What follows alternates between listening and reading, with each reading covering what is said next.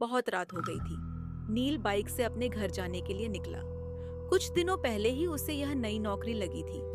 कभी day shift कभी night shift करके वह बहुत थक जाता था। रात के करीब 1 बजे नील ऑफिस से निकला था। नाइट शिफ्ट से निकले बहुत सारे लोग उसे हाईवे की तरफ जाते हुए दिखे। नील भी शामिल हो गया, लेकिन हाईवे से उनके रास्ते अलग हो गए। सब लोग अपने अपने रास्ते चले गए। वह भी बाइक पर से निकला। कुछ ही देर में नील हाईवे पर आया।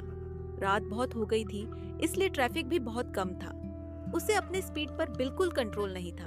कभी उसे सामने से कोई कार आती दिखी। अभी उसने मेन हाईवे छोड़कर कच्चा रास्ता पकड़ लिया था। वह रास्ता और भी सुनसान था। अभी बाइक के हेडलाइट में सिर्फ काला रास्ता दिख रहा था, बिल्कुल एक काले सांप की तरह। रात के अंधेरे में वह सन्नाटा बिल्कुल खौफनाक लग रहा था, लेकिन कोई चारा भी तो नहीं था। नौकरी चाहिए तो शिफ्ट में काम करना ही पड़ता है। वह अपने ही धुन में गाड़ी चला रहा था। रास्ता सुनसान होने के कारण नील रास्ते के बीच से गाड़ी चला रहा था। कुछ ही देर में उसका अकेलापन दूर हो उसे पीछे से आती हुई गाड़ी का हॉर्न सुनाई दिया। उसने उस गाड़ी को साइड दी। कुछ ही समय में एक कपल बाइक पर से उसे ओवरटेक करके चला गया। शायद वह पति पत्नी थे। लेकिन एक बात नील के ध्यान में आई कि पीछे बैठी हुई औरत ने साड़ी पहनी थी और उसका पल्लू पीछे वाले पहिए से बिल्कुल नजदीक था। हवा के झोंके से वह कभी भी बाइक के पहिए में अटक सकता था, और अगर वह पल्लू अटक गया तो पता नहीं क्या अनर्थ हो सकता था। नील ने बाइक का स्पीड बढ़ाया और उस बाइक को ओवरटेक करते हुए कहा, बहन जी, आपका पल्लू पहिए में अटक सकता है। ऐसा कहकर नील आगे निकल गए। नील के मन को एक राहत मिली कि मैंने किसी की मदद की, क्योंकि आजकल ऐसे वीडियोस कितने सोशल मीडिया पर आते रहते हैं कि एक लड़की बाइक पर बैठी है और उसका पल्लू बाइक के पहिए में अटक गया। दोनों गिर गए और जख्मी हो गए। ये सोच में नील था कि अचानक वही बाइक वाला फिर से निकल के आगे चला गया। लेकिन ये क्या, उसकी बीवी कहाँ गई? वो वहां नहीं थी।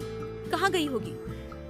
नील ने गाड़ी का स्पीड बढ़ाया और उनसे पूछा, भाई साहब, आपके पीछे बैठी हुई आपकी पत्नी कहाँ गई? उनका पल्लू बाइक के पहिए में अटकने वाला था तो मैंने उनको बताया था।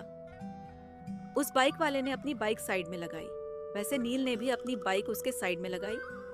नील ने कहा, क्या हुआ भाई साहब, आपकी बीवी कहाँ है? वह पीछे ही तो बैठी थी ना। उस बाइक वाले का पूरा शरीर डर के मारे कपाने लगा।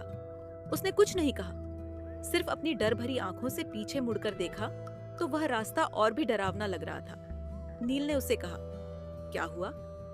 आप इतना डरे हुए क्यों हो? वह नील को देखते ही रह गया और फिर उसने पूछा, मेरे बाइक पर किसे बैठे देखा आपने? मतलब आप उसे नहीं पहचानते? मैं जॉब से घर जा रहा था अकेले, और मैंने किसी को लिफ्ट भी नहीं दी थी। उसकी बातें सुनकर नील के रोंगटे खड़े हो गए। दोनों ने एक दूसरे को देखा और एक साथ पीछे देखा तो उन्हें रात की गहराई में एक धुंधली सी परछाई दिखी। वो देखते ही दोनों की आंखें खौफ से फटी की फटी रह गई। उन दोनों का दिल जोर जोर से धड़कने लगा था कि तभी सामने वाली बाइक ने हॉर्न मारा। दोनों की सांस ही रुक गई। दोनों ने फटाफट बाइक स्टार्ट की और तेज रफ्तार से अपने घर की ओर बढ़ने लगे। नील घर पहुंचा तो रात के 2 बजे थे। वह अपने बिस्तर पर लेटा, लेकिन उसे नींद नहीं आ रही थी। अपने पूरे करियर में उसने यह चीज पहली बार ही देखी थी। रह रहकर उसके मन में एक ही ख्याल आ रहा था, क्या मैंने जो देखा वह सच था? कितनी बार वह वही रास्ते से गुजरा था, लेकिन आज तक उसे ऐसा खौफनाक अनुभव नहीं हुआ था। बाइक पर बैठी वह औरत, उसकी लाल साड़ी कैसे मुमकिन है? लेकिन अनुभव एकदम असली था। उसे तो अब अपने खिड़की के पर्दे भी उस लाल साड़ी वाली औरत के पल्लू जैसे दिख रहे थे। ऐसे लग रहा था कि बार बार कोई उसका नाम पुकार रहा है। उसे तो अब खिड़की की ओर देखने के लिए भी डर लग रहा था। जब भी वह पर्दा हिलता, बस उसे वही सब याद आता। वह उठा और उसने खिड़की बंद कर दी। जैसे ही वह मुड़ा, उस औरत ने नील के ऊपर छलांग लगाई। नील डर के मारे चिल्लाने लगा। देखा तो वो सपना था। नील ने सोचा, मैं कुछ ज्यादा ही सोच रहा हूँ, और सो गया। नील उस दिन काम पर भी नहीं गया, लेकिन ऐसा और कितने दिन तक करने वाला था। तीसरे दिन वह काम पर चला गया, लेकिन उसका ध्यान काम में नहीं था। वह बार बार घड़ी देख रहा था। कभी 12:30 बज गए, स्विफ्ट खत्म हो गई थी। वो अपने अपनी बाइक पर बैठा, लेकिन उसके पैर कांपने लगे थे। ये सोच सोच में वो कब हाईवे से निकलकर कच्चे रास्ते पर आया, यह उसे पता ही नहीं चला। अब उसे ज्यादा डर लगने लगा था। नील को सब याद आने लगा और पीछे से एक गाड़ी का हॉर्न सुनाई दिया।